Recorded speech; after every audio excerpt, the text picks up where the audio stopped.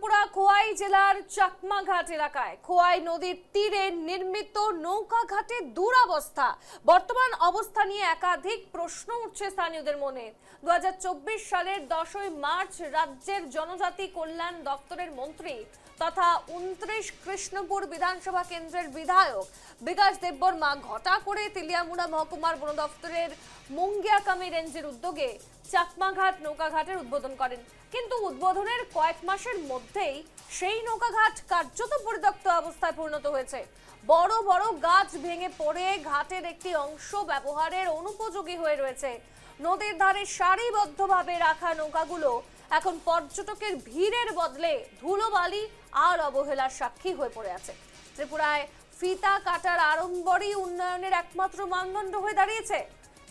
খোয়াই নদীর তীরে নির্মিত নৌকাঘাটের দুরবস্থা দেখুন। খোয়াই জেলার চাকমাঘাট এলাকা একেবারে ক্ষোভ উগরে দিচ্ছেন সাধারণ মানুষ এবং বর্তমান অবস্থা নিয়ে একাধিক প্রশ্ন উঠছে স্থানীয়দের মনে।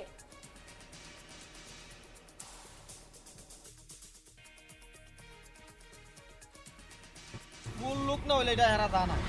100 টাকা দিয়ে মানুষ বালাবারে 1 কিলোমিটার হয়ে যায় না, কি যাইব না এটা দিয়ে মানুষ। অন্য সব জায়গার মাঝে মানুষ আরো কম ভাড়া দিয়ে যাইতে পারে, যেমন ডুমপুর আছে, ছবিমুড়া আছে। কিন্তু চাকমাঘাট আইলে ভাড়াটা বেশি। এরপরে দুজন আইলে ফুল ভাড়া দিয়ে এসে যেমন লাগে 1 কিলোমিটার গিয়ে আবার ঘুরাই পড়ে যায়। সরকারি উদ্যোগে ডিপার্টমেন্টের থেকে, ফরেস্টের থেকে। এটা চাকমাঘাট উদ্বোধন হয়ে 3 বছরের মতন হয়েছে, 2 বছর ধরে বন্ধ।